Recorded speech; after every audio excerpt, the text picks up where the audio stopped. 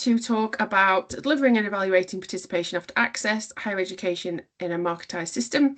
And this is a book launch, which Colin McCaig and myself are really pleased that the Evaluation Collective is able to facilitate for us. So if you haven't met me before, my name's Liz Austin. I'm one of the co-founders and co-chairs of the Evaluation Collective, but one of the editors of this book. And my co-editor Colin is on the call as well. Did you want to say hi, Colin, before we get started? Yeah, hi everyone. Thanks for attending. I'm Colin McCaig. I'm a professor of higher education policy at Sheffield Hallam University. Real, thanks, Colin. And we have a lot of fantastic chapter authors spending some time with us today to talk us through their contributions as well. And we were absolutely delighted to be able to do an edited book and a collective and combined effort in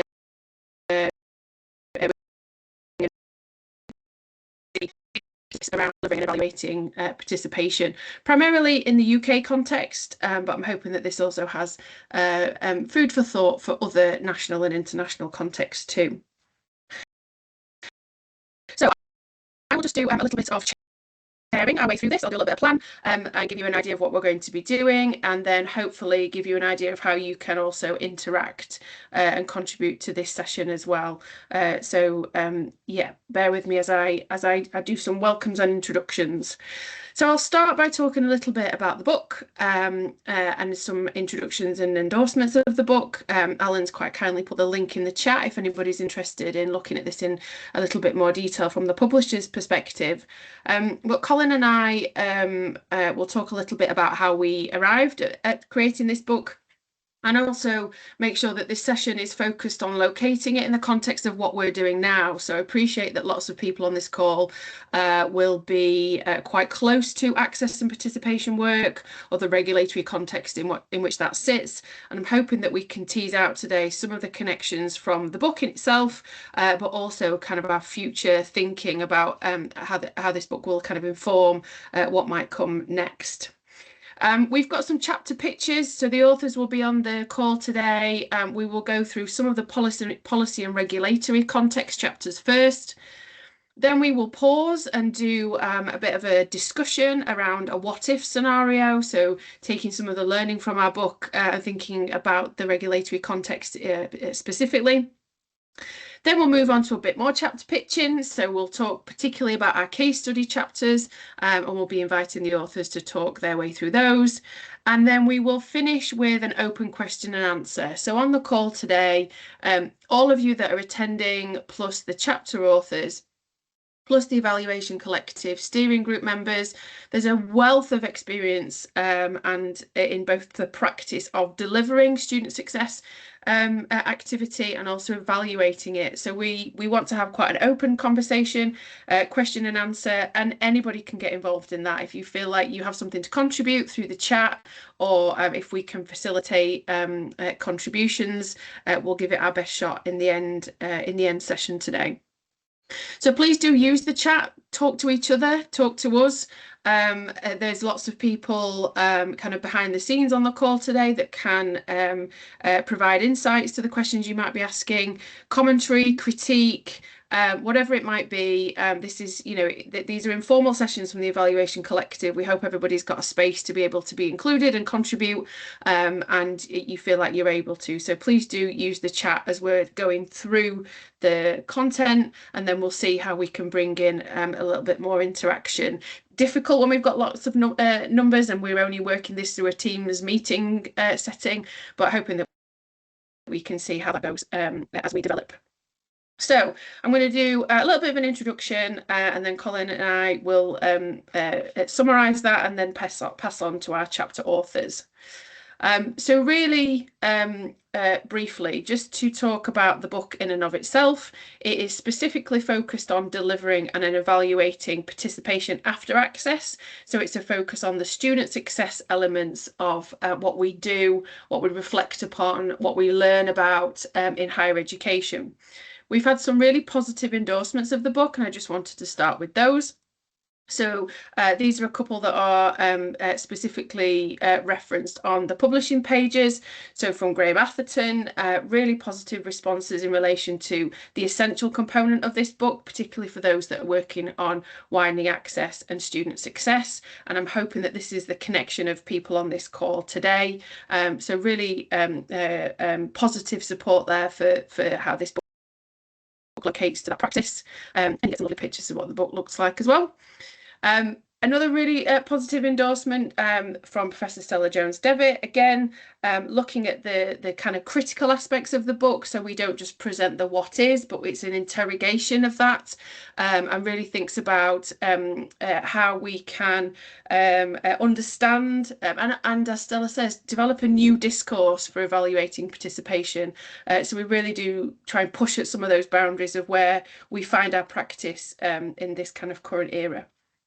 And then this one that I nicked from LinkedIn because it was a really lovely thing for John to say. But we did also send John Blake the book, and he was kind enough to read it and send us some feedback on this. And when he saw this advertised, he was kind enough to say some nice things about it, which is lovely. So I'm hoping that those endorsements give you a sense of its value and its worth, and we'll also give you a little taster of that today. So, Colin, I wonder if you want to start with this slide and just say a little bit about how we came together as co-editors, and why we did it, really. Yeah, of course. Yeah, no, it's for me, it is all about the shift from access to participation, because I'm one of these people who've written for a long time about politics of widening participation, politics of access to higher education. And that culminated in a book about 3 years ago called The Business of Widening Participation. Julian was one of the contributing chapters there, and Liz actually chaired a book launch for that, and it's come out of talking about that because one of the times we spoke about that particular book at Neon, I think people were asking questions about, yeah, but what's the picture from the student success side of things? And although we were really proud of what we'd done, it did become completely obvious that there wasn't really nothing. And we talked a lot about the kind of people who do access work, but there wasn't really enough for participation. So had a long conversation, a long car journey, I think, remember, Liz, where we were talking about, well, somebody needs to do this, but bringing in the part, for student success side of things, because that really hadn't been done at all. And that is one of the unique things about this book. So for me, it's about that crossover, the bridge. So the changing in the language that is coming on, and this and the very fact that evaluating access is one thing, evaluating participation once people in the system is quite different. But equally, the regulatory framework has shifted. A lot of my work has focused on how the market shapes policy, and this is clearly happening in a way that student success is run and regulated, and you've always got to be aware of why policymakers are pushing people in a certain direction. So that's it for me. Well, thanks, Colin. And I do remember that car journey, and we did talk about the kind of future direction of this work. And I think for me as well, I moved from a role which was very heavily as head of evaluation, focused on the kind of what do we know, what have we learned, and moved into a associate dean role with a focus on learning, teaching, and student success, and realised that it wasn't easily transferable what I was doing in that role to the space that I was in now. But the need to know and understand was just as prevalent. And so I started to know and understand a bit more about student success activity. And I was also judged against those metrics. They're part of my portfolio for the college that I oversee, and started to begin to critique some of the things that we were being asked in a regulatory context, and thought that this was a useful point for interrogation through the book. So that's kind of how we arrived at this. And it seems like a very long time ago that anybody that's written a book will know it takes a long time. But we worked rapidly with our chapter authors to bring you something which we hope has some longevity, but also helps ground where we were at that, and we are now that time of trying to understand this kind of shift in language, this complexity around delivery and evaluation, and also the revised regulatory expectations that we're still in some cases trying to navigate. So what does the book look like before I start to think about our chapter authors and their contributions?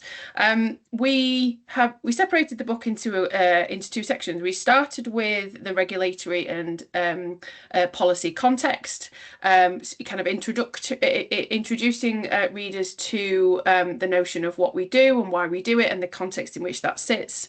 Then the second half of the book is case study led. You hear from some of our case study authors today.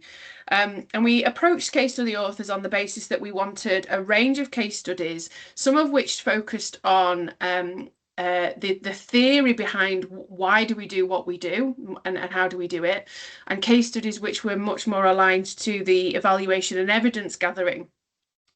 We also wanted case studies which represented different spaces that people worked in and might be delivering these activities. So some of these case studies are very clearly located on course, and they will be delivered by a particular type of practitioner and a leader. And some of these are delivered in different spaces, particularly, for example, in professional services spaces or in spaces which are outside of the course or the curriculum. So we wanted a mix to recognise, I think, some of that complexity of the student success space, but also want to give you a range of, quite practical overviews of how this is developed. So in its entirety, the book covers a lot of ground, but hopefully you've got both an up-to-date policy scope, also with some practical kind of how-to critiques as well. So that's what the book looks like its entirety. What I'm going to move on to do now is do a little bit of introductory session to policy and regulation by going through these first few foundational chapters, the one that introduce the regulatory and policy context. So I think we're going to start with chapter 2, which is yours, Colin, which really did provide an opening chapter into the policy context and why we decided to use and connect to the phrase a kind of a marketized space. So over to you, Colin. Yeah, thank you. Yeah, so I really the chapter really does talk about how the market impacts the system and changes to the access and participation environment. It's no surprise to anyone to realise we've shifted from a regulatory system which encouraged access to higher education.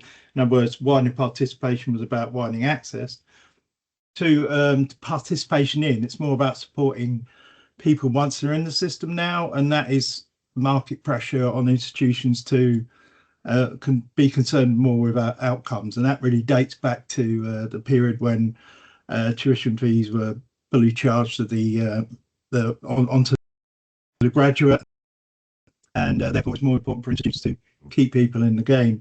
We've also seen on a higher plane, I suppose, a retrenchment of the idea that higher education is a good thing, to it being all about skills agenda and the needs of the economy. And we're at a time of flux. I know Liz was saying, that we're trying to capture where things are and the change in the regulatory world. Well, as we all know, it never bloody stops, does it? So we're currently in a position where there's a white paper that just came out a few months ago, and then how that's going to play out, we don't know. Another thing we know about is lifelong entitlement, lifelong learning entitlement, and to what extent will that lead to a fragmentation of what we do? And then, the story from the Higher Education Research Act of 2017, which completed this competitive market, if you like, to the white paper that came out in 2025. And it's much more linked to developing a skilled workforce. But also a couple of other potential issues that are in there we might speak about later. There's a general trend towards vocationalization and away from sort of more academic or theoretical subjects, but equally specialization. And this, again, we don't know yet. We only know there's a white paper. We don't know what it implies. But expecting institutions to specialize, in other words, drop provision in some areas and concentrate on provision in other areas, is that going to change radically what we do, and therefore what it is that we how how do we ensure student success in areas where it's very fragmented and we're moving away from the 3-year degree model. I think so. That's basically it. It's a bit of a context of how we got where we are now and what are the headwinds potentially coming our way. Lovely, thanks, Colin. And I think your point about the fact that this is constantly moving and evolving is really important and really challenging when you're trying to write a book, isn't it? I mean, the number of times that we went back, I think we had a change in government halfway through the book as well, didn't we? And we had to go back and revise some of the things that we'd said nicely or not nicely in the book. So it's difficult to keep to position in a book a policy overview. But what we hope we do today is try and say how it's the understanding that is really important for what might come next. And I think you and I also had a conversation about how long that what next takes. So we're trying to digest some of this information around the white paper and so on at the moment, but the likelihood of any of this being quickly implemented, I think if you look at some of the reflections you put in your chapter, Colin, and how and the time it takes to implement change from papers and so on, means that there is a moment at the which is now, which we will be in for a while, I think, which is quite useful to understand. The lifelong learning entitlement has been talked about for 4 or 5 years, and I remember an earlier draft of, it might have been Naomi's chapter, it was an earlier draft saying the LLE will be being rolled out in 25, and I remember saying it might not actually be 25. So again, it now we're promising people can enroll and institutions will start recruitment and potentially breaking down provision into tiny chunks, and that hasn't really happened yet. When we envisaged the book, probably that was going to be happening any time. Still hasn't happened, but you think about what impact it will make, particularly on student success. The window for evaluating something in a short bite-sized chunk of something which may or may not add up to a degree 4 or 5 years down the line, that's a whole new bunch of challenge, isn't it? Yeah, it is.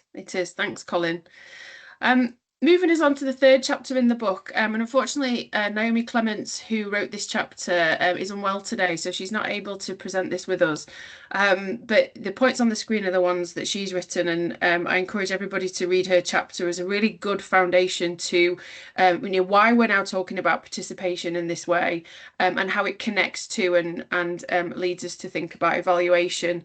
So in her chapter she talks about the notion of evaluation being a critical tool, and also thinking about how it connects us to regulation and practice. There is a key takeaway in this space around how we use evaluation and how we use that in with a values-led or priorities-led fashion.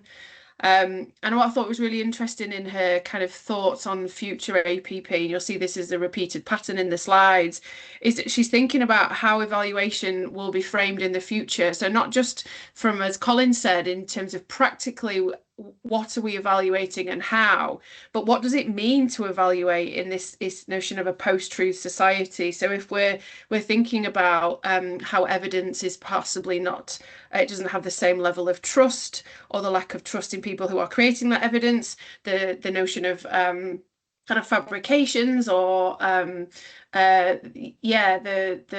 mistrust of some of those outcomes or outputs.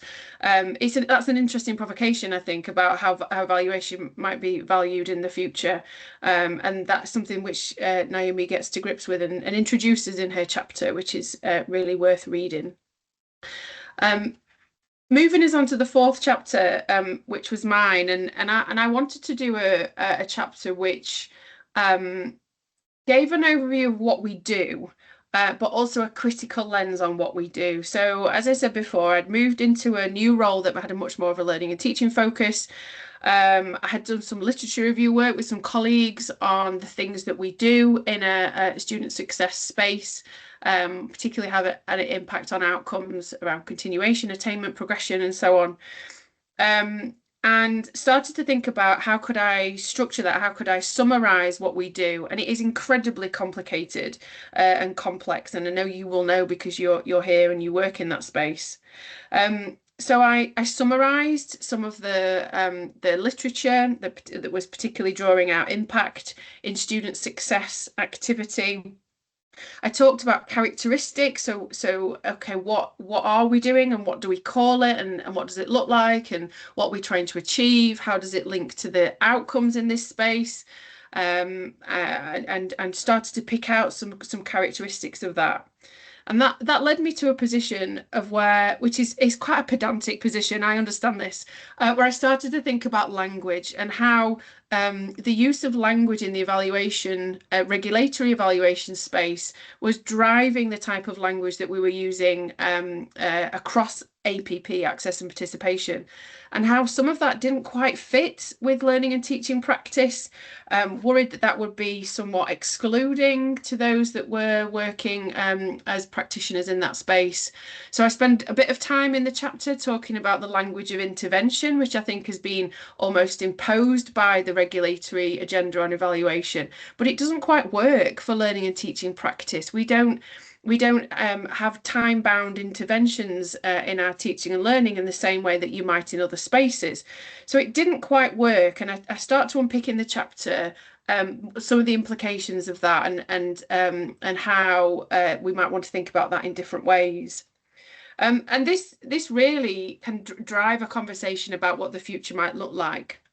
So I also talk in the chapter about the multiple spaces in which evaluation of teaching and learning or participation student success is talked about. I reference the quality code and QAA guidance, Office for Students, TEF, the APP, slightly different articulations and nuances around evaluation or enhancement or continuous improvement or reflective practice. However that is articulated, we're all talking in the same ballpark, but it's not the same. And some of my reflections are particularly, well, how does this, how might this look in a future where some of those aspects become closer together? We know that quality, the quality body and the connection to OFS now is bringing some of that closer together. And again, as Colin said, some of the white papers and TEF consultations mean that, again, we're seeing movement in that space. And I think my chapter raises some of the questions and queries we should be asking when we get to the point of seeing new proposals on the future of APP or learning and teaching, participation, evaluation. So that's an overview of my chapter. Chapter 7, we do a bit of a jump, is about how institutions evidence effectiveness via evaluation. And I think Julian's going to talk to this one. Is he still there? Got a feeling that he's just disappeared from my screen. Yeah, well, he was definitely there earlier. He was definitely there. I'll give him a moment to see whether he comes back. Possibly not. Sorry, Oh, he's there. Yeah, sorry. As always, my computer died literally 30 seconds before. Great So timing. yeah, chapter 7 is a collaboration with Liz and Colin, and we set out to provide a sort of historical overview of how evaluation had evolved in the regulatory context from this sort of focus on access through to thinking about student success and progression. And we pointed to a kind of a much larger sort of ecosystem of things that were going on, many more challenges. So we've got the kind of the change in policy context, and as Colin said, that's kind of still in flux and not settled, and we're not quite sure how the TEF will fit into that. We also noted that we're entering a domain with a lot of other established things happening, things like scholarship and learning and teaching, and kind of other things that we can build on and connect with, but it's still very much in flux.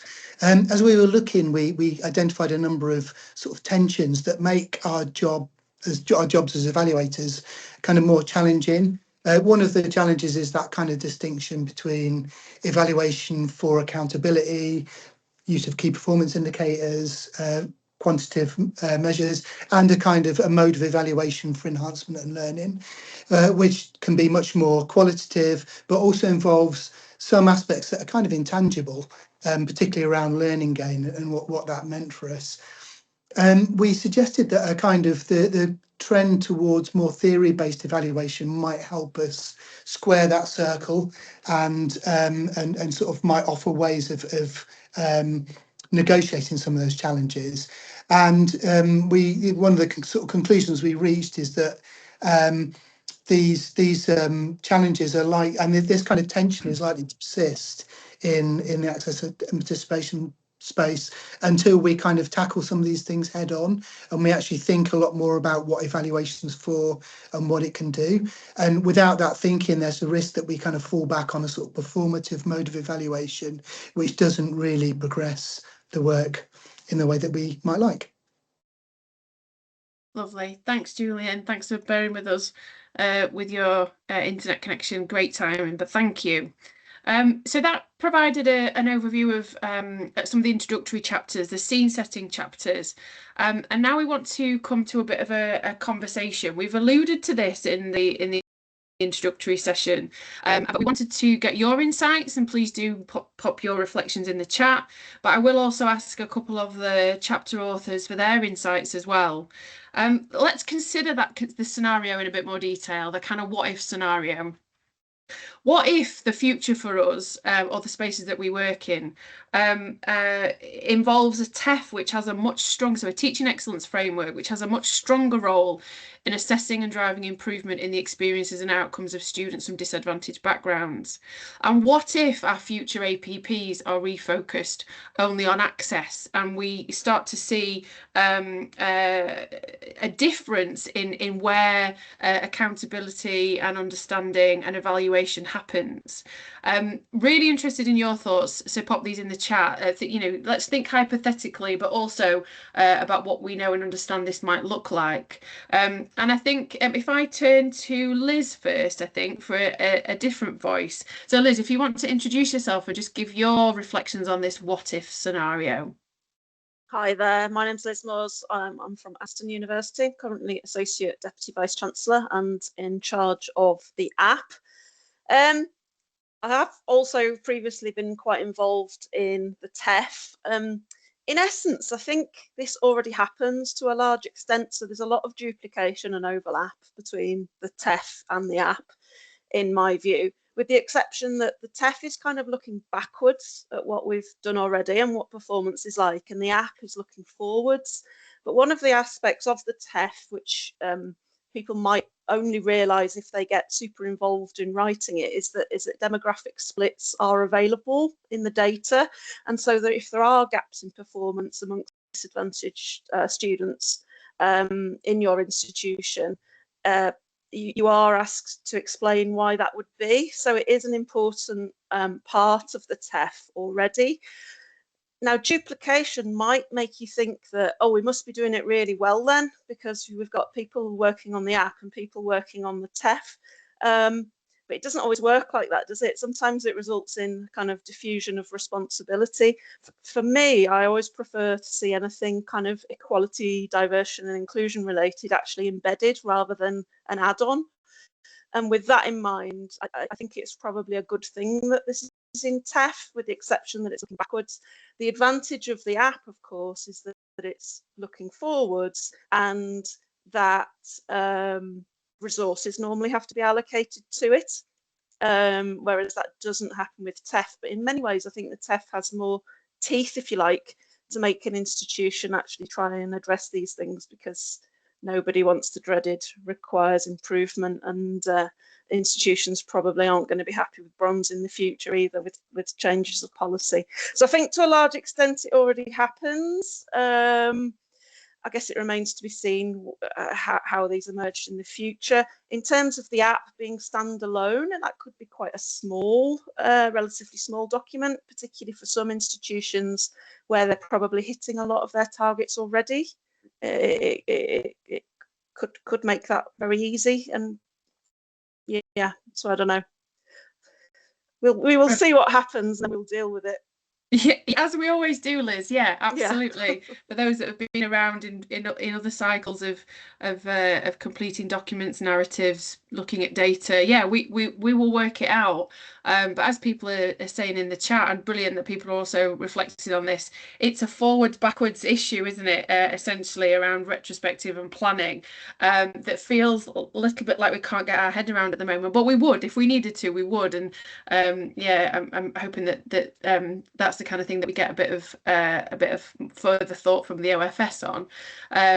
So thank you, Liz, for your reflections. Colin, do you have any reflections on this? The kind of you know, if we had more emphasis on the TEF in relation to equality of opportunity.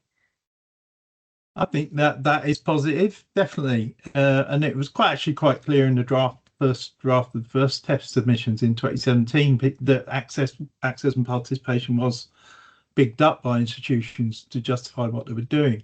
But I think more from the regulatory point of view, I think it helps clears the divide a bit if APPs do focus more on access. I think, although they are quite different things. I know we're talking about our work in this book being a bit of a bridge, but because the work is so different, it's really important that there's still a remaining focus on access too. Yeah. How do we outreach better? How do we better prepare the students that we do accept? I think that's really important, and that's what happens in the outreach space and the access world. And Liz makes a really good point about one being backward looking, one being forward looking. The APP is all about how can we change our institution by bringing in, potentially stronger students or students from more diverse backgrounds. Once they're in, that's a different story. Then the teaching and learning side of stuff and the student success people, the working in the services and the directorates, they do a totally different job. The only link really is the social injustice aspect. So in the first part, we're thinking about it's social injustice. We have unequal access to higher education. Next fix that, and that's what we try to portray in our APPs. What we're talking about in terms of TAP is that how we correct the social injustice imbalance in what we do as an institution. So they're two different things, and I think it's probably, and I know some people in the chat are talking about, what about all the work we do as the APP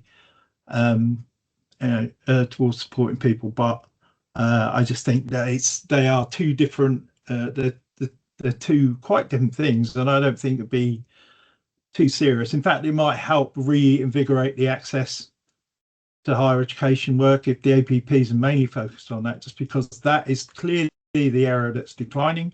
No government seems to care.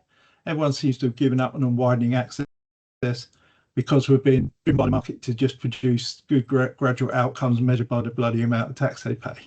So, anything that helps clarify the mess, yeah, I'm quite happy about. Brill. Thanks, Colin. Nathaniel, are you here on the call? Do you have anything? I'm thinking about the space that you work in at the moment. Are you? I can't see you. Yeah, I'm here, Liz. Yep. So yeah, I think there is an opportunity of kind of aligning some of the activity that's delivered with the APP into the TEF. And I think one of the challenges with the access and participation plans is that interventions are very disconnected from what's happening in the curricula, and actually reframing it within the TEF might help connect some of that. And we know from lots of evidence now that actually embedding things into the curriculum is more successful in improving outcomes and all those other things for our students. I think there are challenges around kind of repurposing TEF, and it always comes back to this point: can you retrofit something to function in a regulatory capacity beyond its original intention? So TEF was about trying to establish how good people were at teaching, that teaching quality, and are we going to end up with a kind of muddied water around this idea that actually social justice and equity can be framed within the kind of teaching excellence arena? And I'm not sure, and I think that for me would be some of the challenges. I think, to slightly disagree with Colin, I think there has been a shift in focus around access, but actually I think what the APPs have done to allow us to approach the student journey in a much more holistic approach, like understanding that our students that we begin our work with them at an access space all the way through to when they leave us. And actually I think what I've found, or what I think will happen, if we move access out, those conversations will stop. And we'll see access as a separate issue and not part of our student experience and student outcomes in that kind of holistic approach. And I think how we manage that can so there's challenges about separating out, but I think that that will come about. I think just on my final point, just kind of push kind of reflect on what Colin said as well, is why do they want to change the regulatory processes around that? Why is this shift in language? And, you know, regulation shifts how institutions behave. So what behaviours are they wanting us to manifest? And I think where TEF is going is about increased competition around that connection to fees. Much of that regulation will increase that competition, and I think will move us away from that social justice equity approach that our APPs have, and shift us into an approach where it becomes more reflective. What have we done, rather about than what we're going to do, which the APPs encourage as well.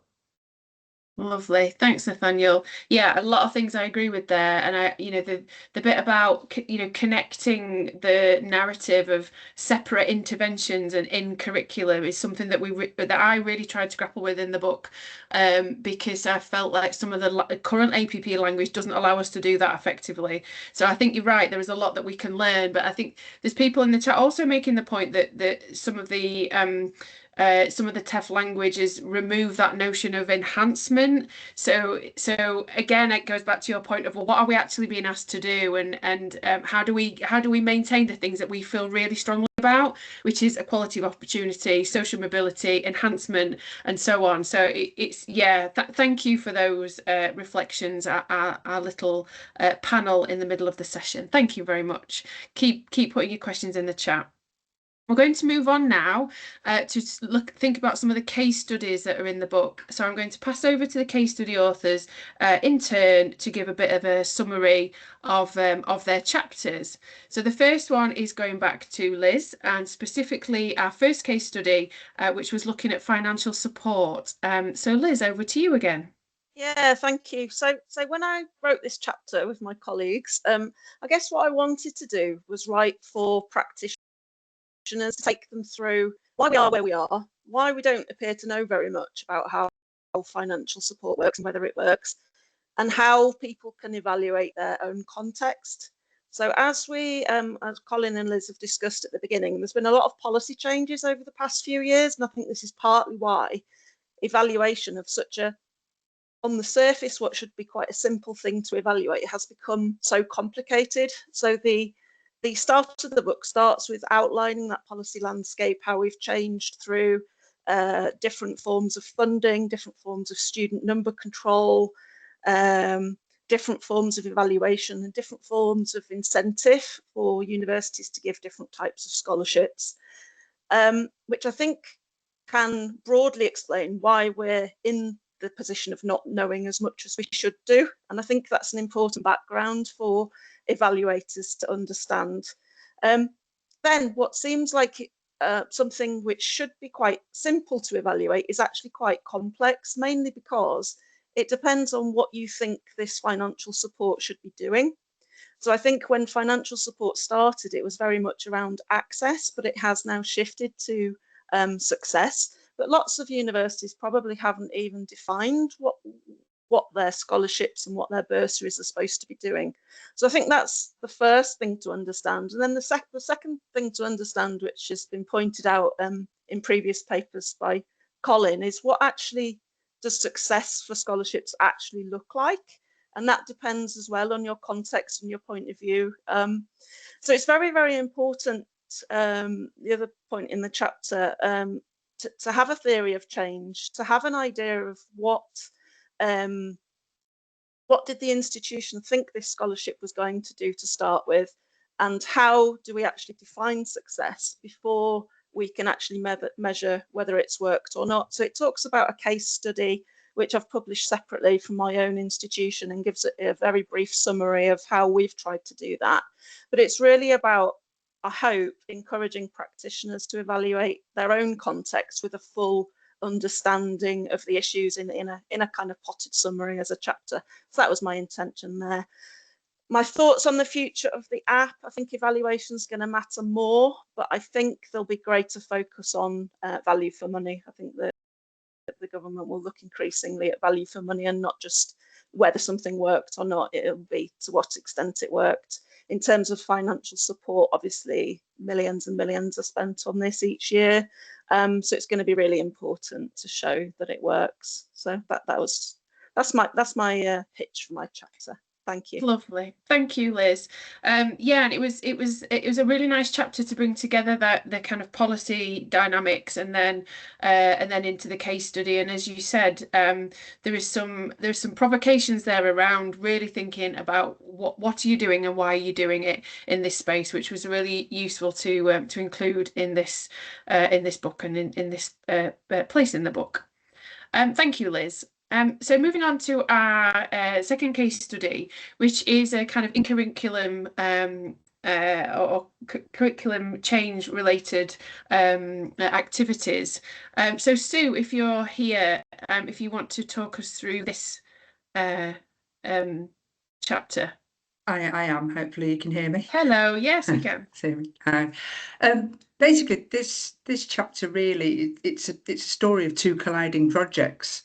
One which was originally done focusing on racially and ethnically minoritized students and looking at the interventions that are made across HE, and the other around using phenomenon-based learning in HE as an inclusive pedagogy. This chapter was written with Dr. Sally Andrews and Dr. Kate Cuthbert, who'd worked one on each of these projects. And we wanted to look at how a pedagogy could be used to reframe the extracurricular, using it as a vehicle for social justice. So we developed a PHBL toolkit, and this chapter really is a blueprint on how we propose to meet the chapter's challenges and methodologies, and designing and developing a level 5 cross-disciplinary module. We really think, or we think that our work with PHBL demonstrates how individual students can develop their own meaningful route within a given context. We can still stick to what needs to be done, but we can use the flexibility of PHBL. One of the things that's come out that we thought was really interesting is part of our blueprint. We were talking about assessments and how they would build on each other and how they would feed forward. Outputs from one module would feed forward to the next cohort and the next iteration of the module. And then thinking about how people evaluate modules and things like APP,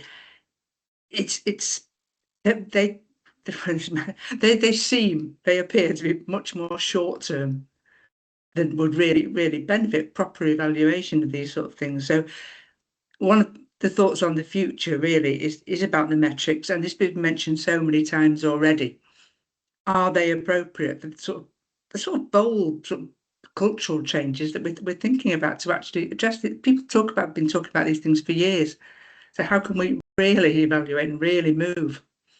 So that's the chapter in a nutshell, which is a very small nutshell. I do appreciate, but lovely. Thank you, Sue. Yeah, and really important that we had pedagogy, that deep pedagogical perspective within the book. But the comments that you raise about when do we expect to see change, what do we think that change is going to be, and how long is it going to take, really does challenge us in relation to evaluation practice. So what do we use, what tools do we use to evaluate if we think this is what we're going to achieve and the time that it's going to take to achieve that. So I really love that provocation, Sue, about about, will APPs allow us to look at that change over a considerable amount of time? And there's some kind of artificial boundaries that are sometimes placed on that. So thank you, Sue. A whistle-stop tour, but useful overview for us. We have another case study chapter. So moving on to our third case study, which is looking specifically at work readiness. And this is a case study from Manchester Met, and I'm hoping that Iwi's on the call and is able to talk us through this one. I'm here, Liz. Hi. Afternoon, hello. everybody. Hi. So yeah, wrote this chapter with two co-authors, both of whom are scientists, one of whom is our PhD student.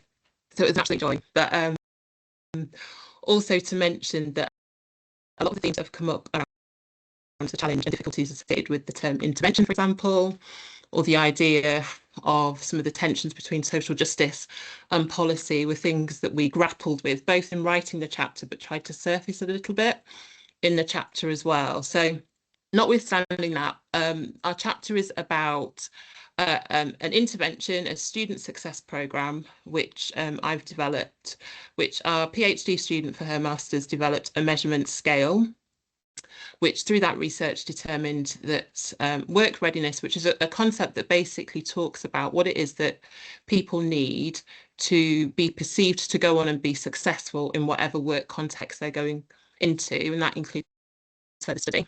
And she determined in her master's study that that the construct, the measurement scale that we developed had shown that it was statistically significant for racially or ethnically minoritized people. A student success program, a group of students, and what we try to do in the chapter is interrogate some of the issues associated with trying to measure impact, some of the politics of why we decided to move a student success program in the way we did, which is very much being very metric led, and that to leverage that to institutional support to take that program forward. So we talk a bit about that.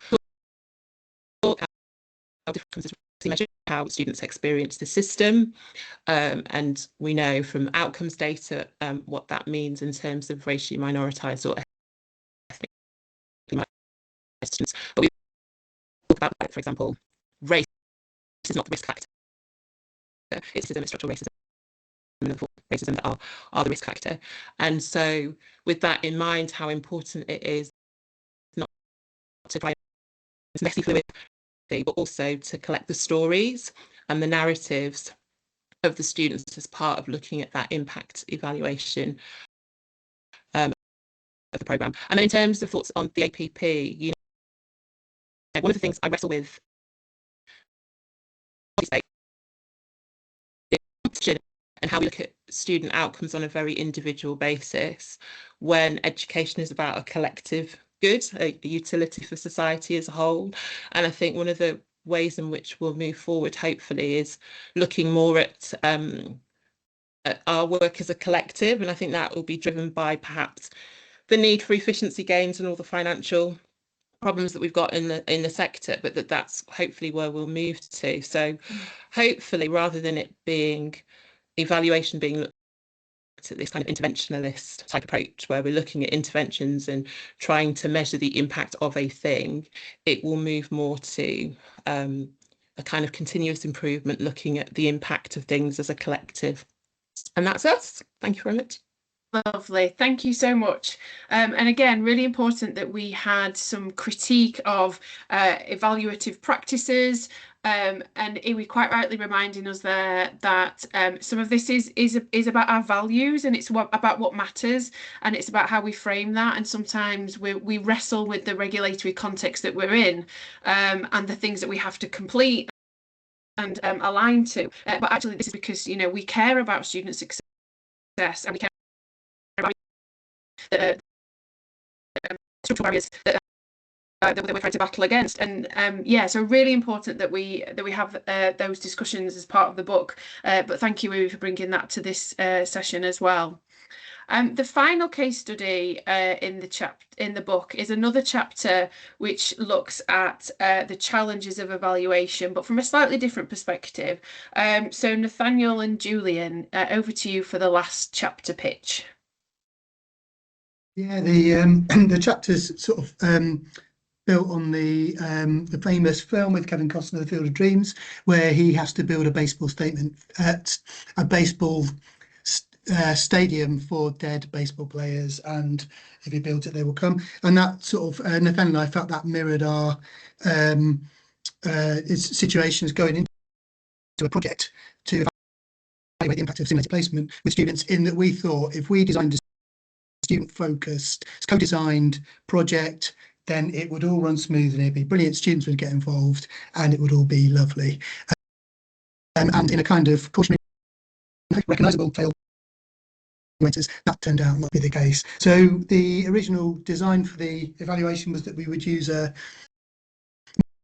most significant change approach, storytelling approach, to gather experiences from students about their experience on the simulated placement, and we would start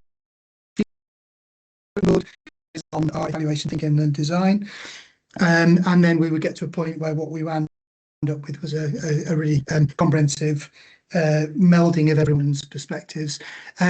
What we found, the first thing we found, was that staff and students experience things in very different ways. So whereas staff were really keen to talk about the detail of the simulation that they put together and the pedagogic thinking, for students it was a very small part of their experience, and that turned out to be the problem. One of the things was that we really struggled to recruit target students for our steering board, because it wasn't a massive ask, but it was an ask when they were busy with caring and working responsibilities. And when we actually ran the most significant change workshop, we stocked up with biscuits and drinks, and no one came. So Nathaniel ate the biscuits and kind of mulled over.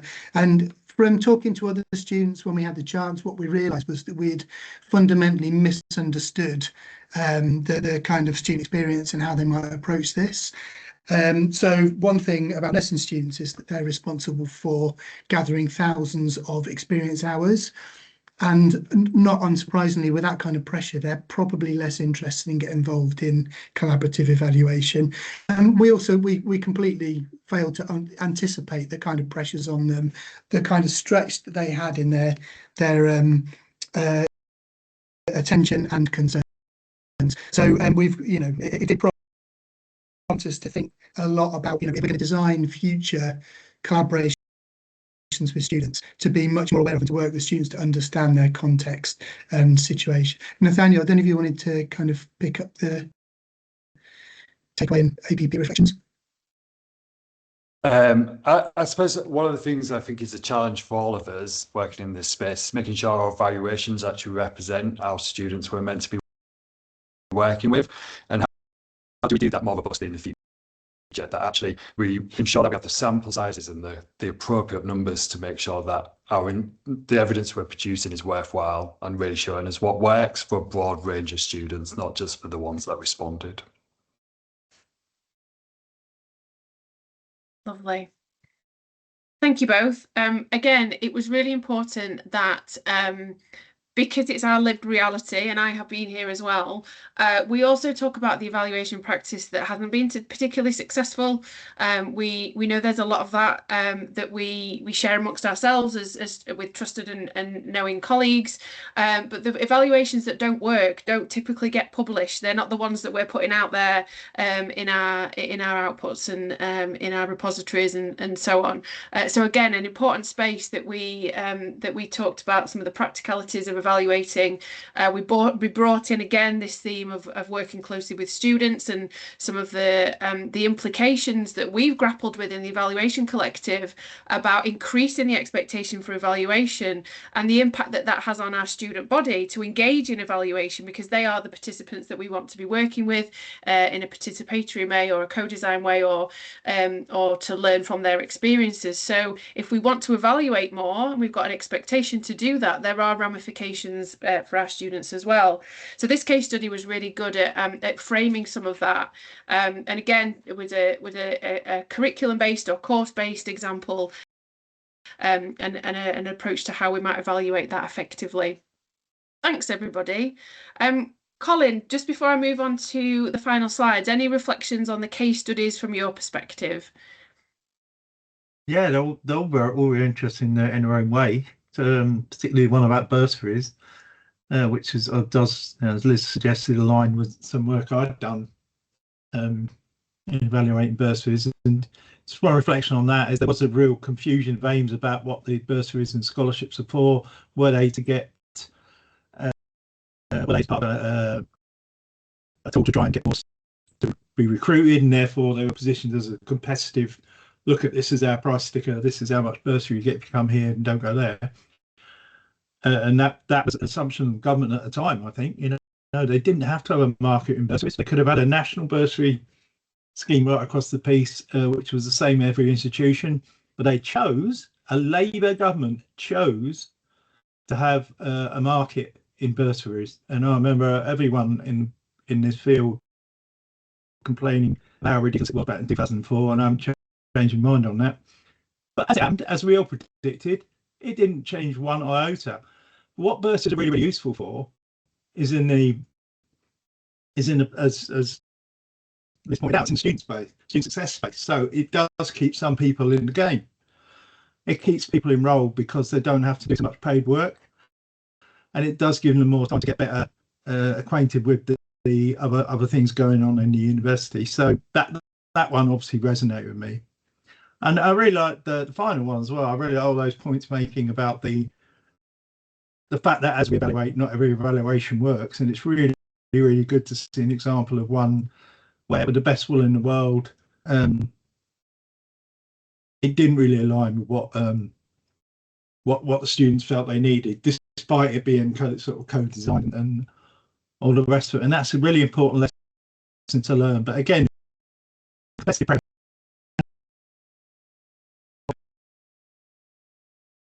all those guys saying, we need not to do things like that. Look at the money that costs. Let's not do that again. It'll make us risk averse about how we evaluate programs. But the really important lesson is that when you evaluate things, some of them are going to be shown not to have worked, and whether the program didn't work or the evaluation, and in this case it's evaluation that was didn't work in the way as expected. But we need to know what works and what doesn't work, but we also need to be aware that funding is squeezed, from the institution side and from the government side. But apart from that, the book's really good in the structure of the book. We've got 2 case studies about how we deliver a student success type of activities. Then we flip over to talking about evaluation. We've got 2 case studies which talk about evaluation. So we've got 4 case studies that cover a range, as Liz Austin said earlier. Cover a range of the activities. But we've got 1 of each, 2 of each really, looking at 2 sides of the coin. What's so different about participation after access work is that we've got this emphasis on delivery, which you don't have in the access. Yeah. But then evaluation poses up different challenges as well. Mm-hmm. So I thought, that really helps the book work. Really well chosen set of case studies there, Liz. Well done. Thank you. And just thank you for the chapter authors, and it was a truly collaborative bringing together of experience and insight. So I'm hoping that we've managed to inspire people to go and have a look at what's in there in more detail. So thank you for your insights there, colleagues. We're going to finish. We've got a little bit of time just to offer the opportunity for any questions. We have the chapters. I think Susan said, but we've got the chapter authors with us. We've also got members of the evaluation collective steering group on the call. So I'm going to stop sharing the slides and give people an opportunity to ask anything in relation to the delivery of or the evaluation of participation. I'm not sure if there's anything specifically in the chat, Alan, that has come up that you might want to put our way, or anything else that people might want to pop in the chat or pop their hand up, and we'll see whether this crowd of experts can answer your questions. This has been a lot of just a lot of interesting discussion just throughout around kind of return on investment and value for money, which we can come to in a bit. But Ellen Parker asked us with you talking about case studies. Ellen asked, how did you go about selecting the case studies? Did they have any common criteria? The common criteria was people that I knew and trusted. And also a bit of practicality of writing a book. This is the first time that I've ever done it. Colin had far more experience than me, and some of this is about work. You know, if you're co-authoring and you're bringing together ideas into an edited book, there is something about working with people that you know and understand their practice, their views. You understand the kind of what's going to be in that criteria, but also you know that you trust them in relation to quality and timescales and all that kind of thing. The practicalities of writing a book.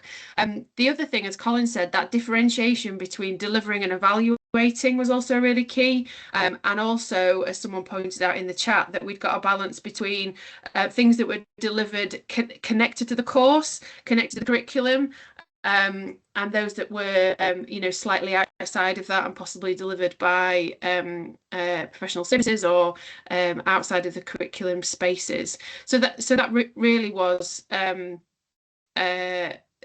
drivers for putting the chapters together. Yeah, a bit of bit of practical, a bit of values based. Yeah, bit of scope.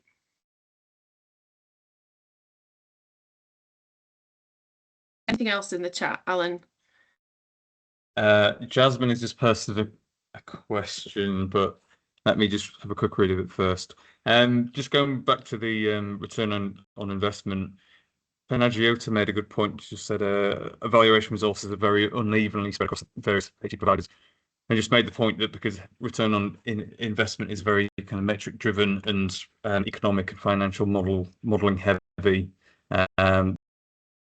she had a fear that you could see that these inequities increasing, and actually the difference between those institutions who have the internal or external capacity to work on evaluations and those who haven't, it might leave some behind, perhaps. Has been a good point. But the point that Jasmine made was, bear with me. So she said the transition between the traditional intervention model towards an in-curriculum model is particularly resonant with new challenges to evaluation. One discussion I feel is missing is the service precision, so core university services which don't fit into the intervention model, so things like disability support and mental health support. But are instrumental in addressing risks to equality of opportunity. I don't think meaningful evaluation for this work has really been cracked yet beyond experience of light touch service evaluation.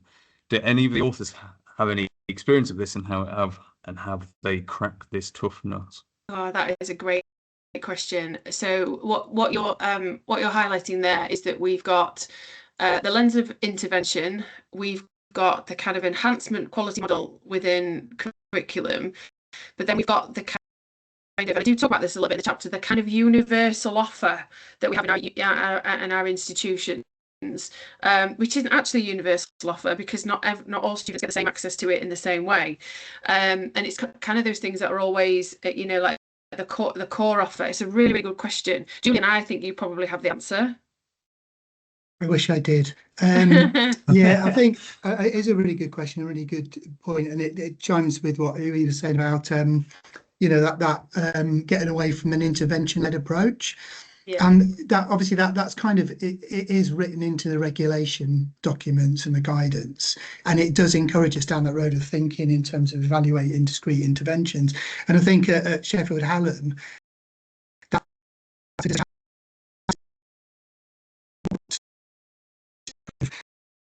look with an intervention lens and try and audit all the things happening, and then sort of actually it's all embedded anyway. It's in our services, it's in the way we design our services, it's in the interaction between services, it's how we approach pedagogy, course design and review, and those kind of things. So it does require taking a different lens to it and looking, at the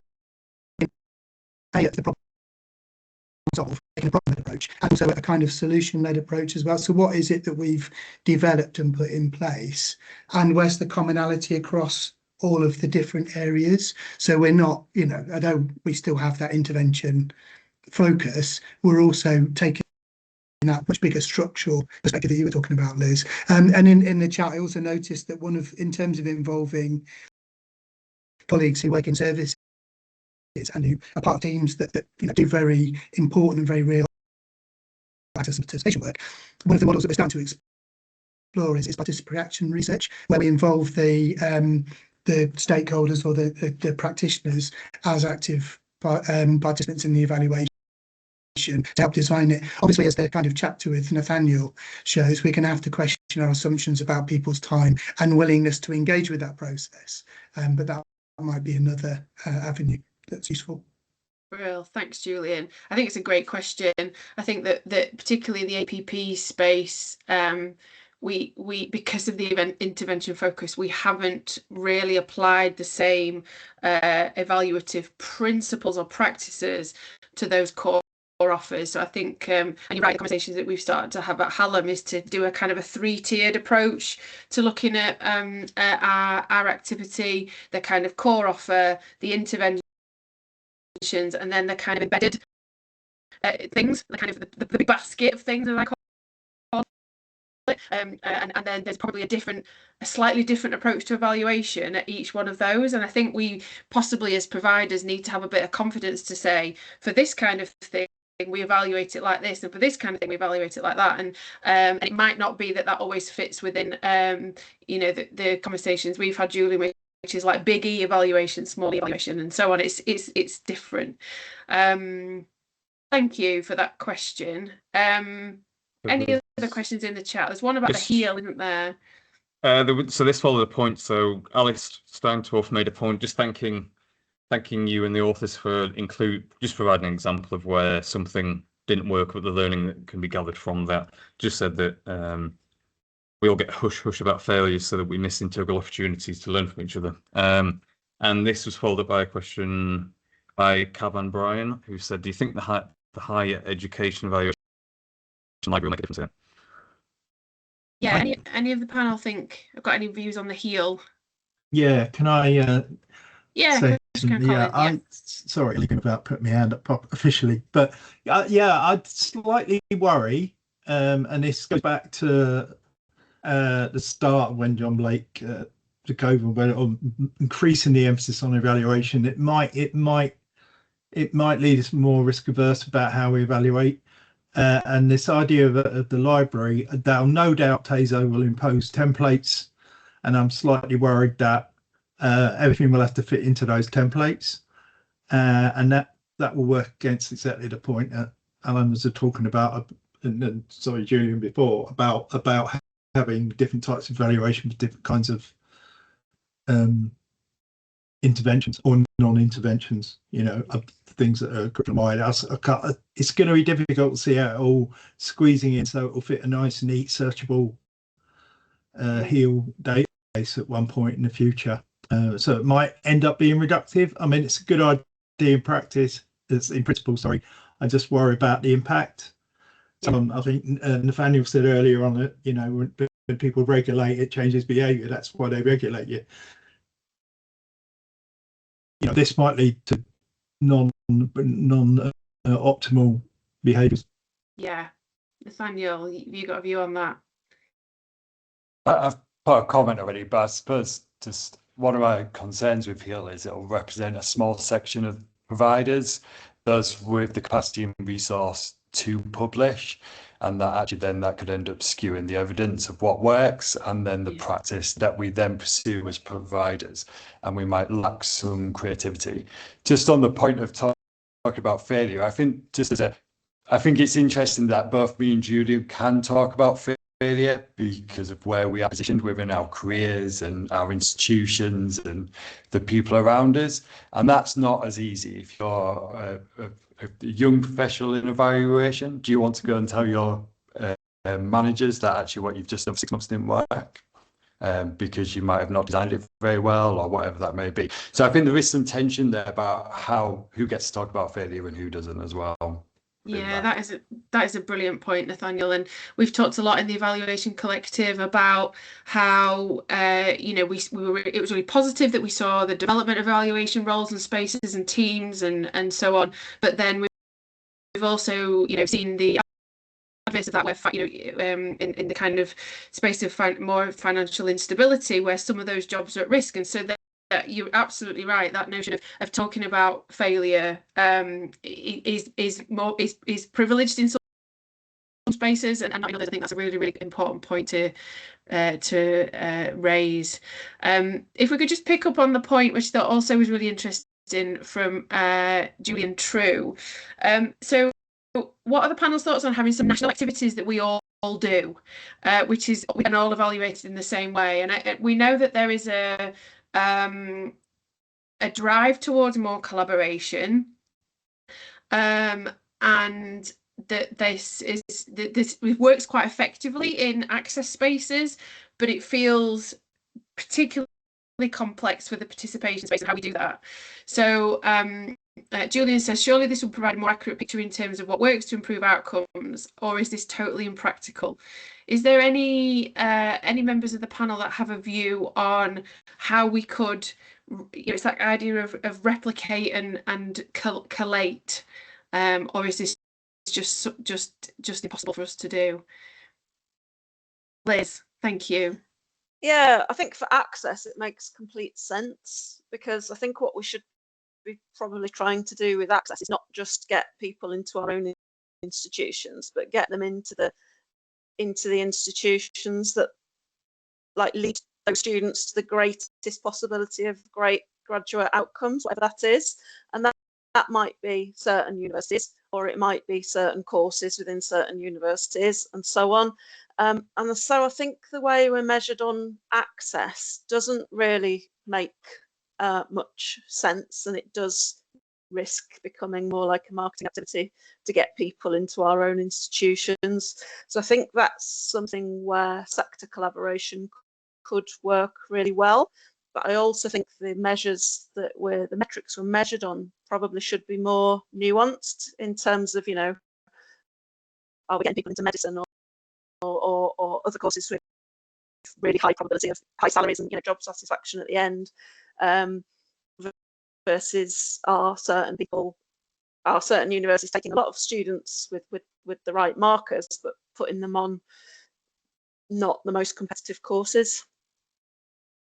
Yeah, it comes back to the point that where Colin and I came together on this book really was me talking about the practicalities of it, of a lot of these things, and Colin saying, but we're in a market, Liz, we're in a, it's the tension, isn't it, between the desire for collaboration and the fact that we are in competition, and that raises its head in places you wouldn't expect, but certainly this is one of them as well. Yeah, thank you for that, Liz. Julian, do you have a view on that?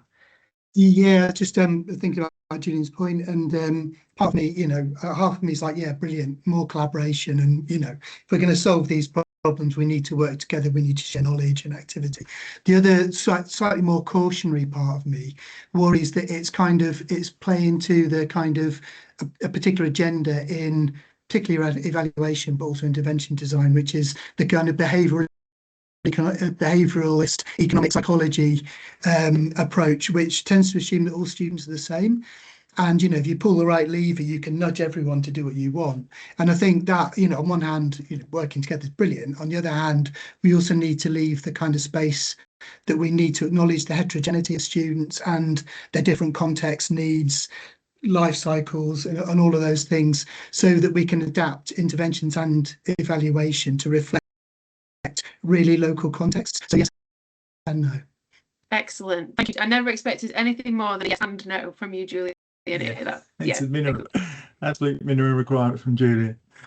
Yeah, I'll just got a couple of points about the market. One was that if you take, despite what I was saying earlier, if you take the potential positives about the most recent white paper, you can see it as potentially trying to rein in the market forces finally, after only since 1988 have we had a market, and it's about time we got around to it. But there seems to be a couple of things going on. One was discussion about Group 8 APPs, like regional APPs, all institutions in a given region pooling their APPs. So that would make that kind of work more collaborative, which does lend itself, as Liz said, to making it easier to measure the effectiveness of interventions. The second thing here was anything that restricts overt competition between institutions has got to be good in my book. And the third bit was really about the specialisation. And as I'm saying, downside of specialisation, it could be institutions sort of getting out of the provision in this field and getting in. But it's taking, say there's 2 universities in the city and one's good at the sciences and one's better at the social sciences. And then there's a bit more, instead of competing for every student on a sort of, UCAS grade sort of price scale, if there was a bit more planning, and there was a bit more rational discussion to say, you do this, you do that, and then we'll have an optimal field for all applicants to think about. And that, let's see how it's followed through. I mean, it's a white paper. The regulatory levers have yet to be designed to make that white paper work, but potentially there are some restrictions on market competition being suggested, which potentially makes things a lot better, because the biggest problem we've got, in my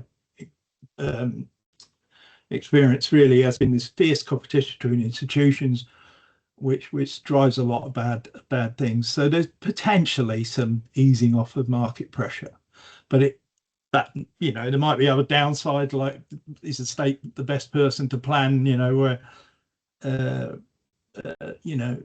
plan where students are. We don't want to go back to the sort of binary divide where the state ran the polytechnics and the highly demanded universities were free to do what they want.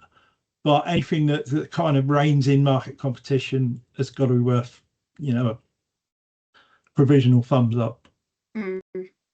Yeah, thank you, Colin. Yeah, really, really important points, I think. And I feel that I think through our collective angst or desire to understand, I think we have done a lot of collaborative, possibly problem solving in the evaluation space. We've come together as evaluators and practitioners, and maybe it's the APP aspect of this. And so in terms of how to evaluate, how to share practice to evaluate, we are we're not competing for that aspect of it, but in terms of the success metrics and the outcome metrics, it brings in a different dimension. So thinking about the book together in the delivering and evaluating, it's the delivery aspect that we're probably lagging behind on, and the complexity impacts on how we could develop that collaboration. And it's something it's really difficult to think about. Just picking up Eleanor's point as well, suggesting for another evaluation collective session. I think this is a really good shout. So my colleagues that work with me in that space, something about how we evaluate different things in different ways. So that kind of core offer that we've possibly not managed, or maybe we've managed to infiltrate, but it would be good to hear from people that might have done that. So who has evaluated their disability student support, who has evaluated their careers offer, who and has anybody looked at that in relation to differential impact? I took a little bit in my chapter about how we can use levers such as the Equality Act when we're thinking about targeted interventions, and how there can be a bit of nervousness about that, but we do have ways that we can start to think about our core offers in relation to differentiating in certain ways, but I don't think we have coherently spoken about that. So I like that as an offer of something we might want to talk about. Any other questions? If I just have a quick look in the chat. Oh yeah, great, Rebecca. Thank you for making that comment about looking at the same interventions. Yeah. How you deliver in the same way makes it incredibly difficult. I wonder if there's some things we could learn from the access space. Maybe that's also another avenue of interrogation. So we must know that outreach activities that were pooled and evaluated together were delivered in different ways. Maybe there's some learning there as well. Okay, any other final comments from anybody on the panel before we finish? No? I mean, so I think my final points would be thank you for your time and energy and input. Always find these sessions like engaging and empowering and make me really want to, you know, get stuck into some new thinking around this. Thank you for your positive comments about the book. I hope that you can get it all in your library and you're able to source a copy for others as well. That would be amazing. And just again, another big thank you to the chapter authors for their insights. It was a pleasure working with you and Colin as well. This was our first collaboration. Oh, there you go. There's a copy of the lovely green and gold. Buy the book. Yes, a Order lovely it for your library. project to do. Yes, get it in your library. Lovely. Thank you, everybody. I hope that if you haven't had lunch, you can now go have it, or you can take a break and you have a lovely afternoon. It looks like the wind has died down a bit here, so doesn't feel so stormy. But thank you for your time. Look out for the next Evaluation Collective events, and we'll post this recording up, possibly with a little blog overview to reflect on what we've talked about. So thanks, everyone. Have a lovely rest of the day.